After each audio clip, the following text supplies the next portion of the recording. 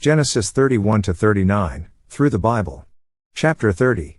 Theme: Birth of Jacob's sons, birth of Joseph to Rachel. Jacob prepares to leave Laban.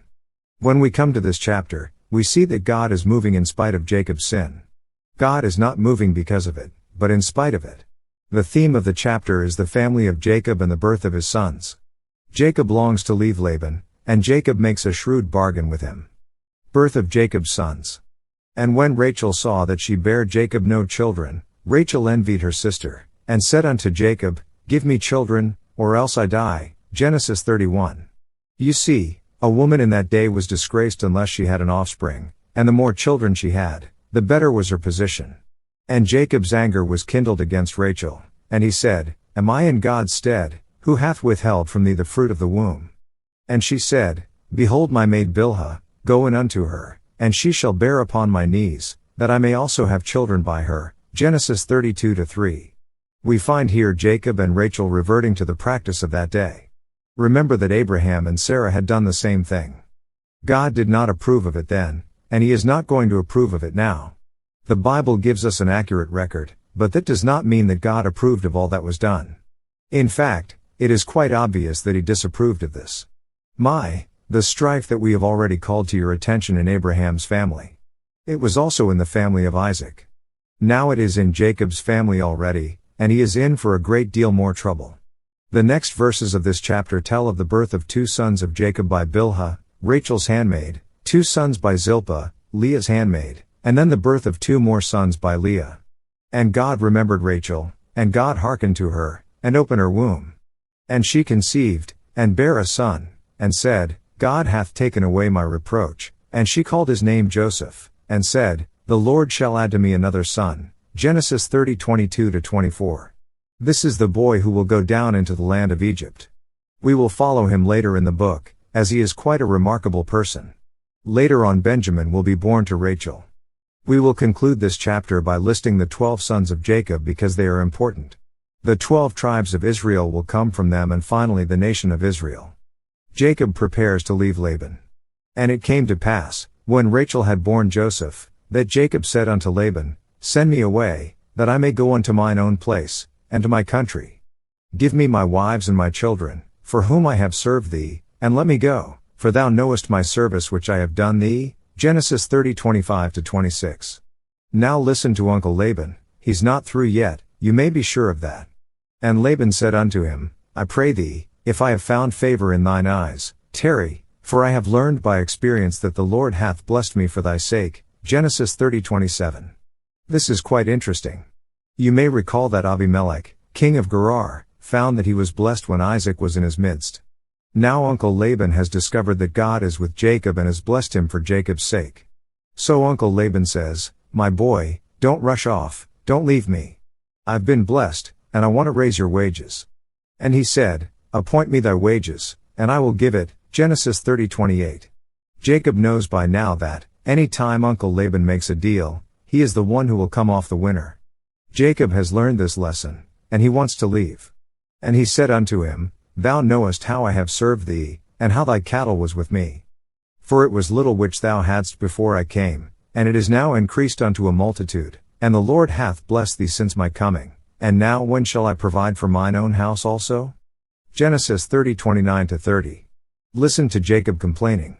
He is singing the blues. He is saying, All I've got out of all this service for you are 2 wives with their 2 maids and a house full of boys. In fact, he has 11 boys at this point. What in the world is he going to do? How is he going to feed them? He says, God has blessed you and he has prospered you, and I don't have anything. And he said, What shall I give thee? And Jacob said, Thou shalt not give me anything. If thou wilt do this thing for me, I will again feed and keep thy flock. I will pass through all thy flock today, removing from thence all the speckled and spotted cattle, and all the brown cattle among the sheep, and the spotted and speckled among the goats, and of such shall be my hire. Genesis 30:31-32.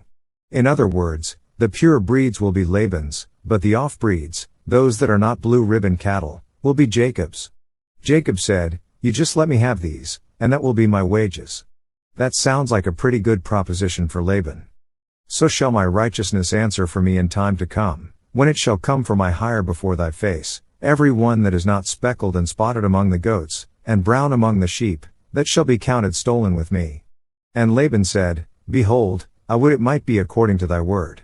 And he removed that day the he-goats that were ring-straked and spotted, and all the she-goats that were speckled and spotted, and every one that had some white in it, and all the brown among the sheep, and gave them into the hand of his sons. Genesis 30:33-35. They would not be able to breed with the others. Jacob would take the off-breeds so that only the full breeds would mate and bear offspring, and those would belong to Uncle Laban. The others would be his. Jacob is making a very interesting deal. And he set 3 days' journey betwixt himself and Jacob fed the rest of Laban's flocks. And Jacob took him rods of green poplar, and of the hazel and chestnut tree, and pilled white strakes in them, and made the white appear which was in the rods. And he set the rods which he had pilled before the flocks in the gutters and the watering troughs when the flocks came to drink, that they should conceive when they came to drink. And the flocks conceived before the rods, and brought forth cattle ring-straked, speckled, and spotted. Genesis 30:36-39. There have been various explanations of this. There are those who say this is nothing in the world but pure superstition. Others say it is an old wives' tale and is certainly something which ought not to be in the Bible record. It is my judgment that it is important that this record appears in the Word of God. Of course, there were genetic factors involved, but I don't feel that we should rule out this as being a superstition. The point is that both Laban and Jacob believed that the white streaks in the rods caused the offspring to be ring-straked. That is the important part of the story. Maybe you are too smart to believe it, but these two boys believed it. Regardless of whether or not there was value in it, Jacob is using trickery. He had been quite a trickster, but he has met an uncle who is a better trickster than he is, and now Jacob is trying to make a comeback. This is all I will say about it at this point, and we will see that the next chapter will throw new light on this entire incident. Now here is the list of Jacob's 12 sons who will eventually comprise the 12 tribes of the nation Israel. Born to Leah. 1. Reuben. 2. Simeon. 3. Levi. 4. Judah. 5. Issachar. 6. Zebulun. 7. Dinah, daughter. Born to Bilhah, Rachel's maid. 1. Dan. 2. Naphtali. Born to Zilpah, Leah's maid. 1. Gad. 2. Asher. Born to Rachel. 1. Joseph. 2. Benjamin. Believe me, Jacob had his hands full with these 12 boys. Also, we find that there was a girl, and her name was Dinah. We will see in the next chapter that God has called Jacob to leave Haran and return to the land which he has promised to Abraham, to Isaac, and to Jacob. I am sure that God is thinking of Jacob's children. He doesn't want them to grow up in the environment of Laban's household.